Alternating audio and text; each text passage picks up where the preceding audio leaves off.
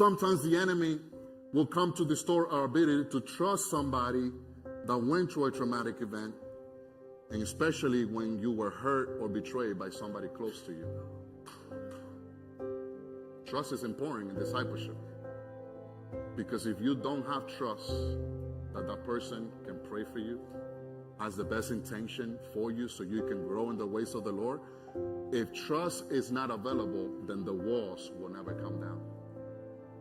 And discipleship cannot do the work that it was meant to do in that relationship.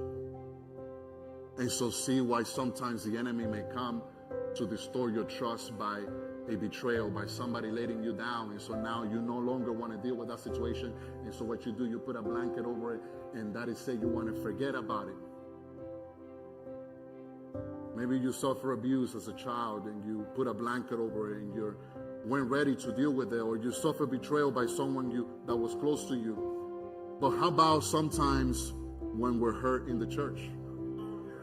Can we talk a little bit about that?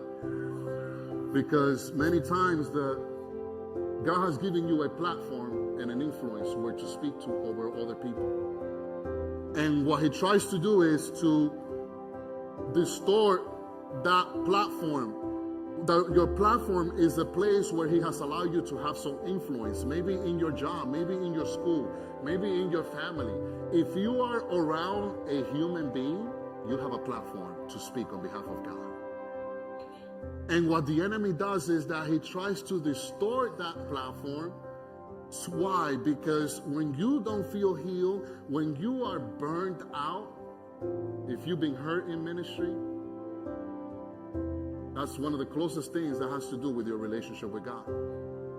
For many who were burned out in ministry, for many who were about to tap out, for many who couldn't go on in seeing the goodness of God, even though they were a Christian, even though they were in church. And so now they come into a place and now Jesus wants to heal them.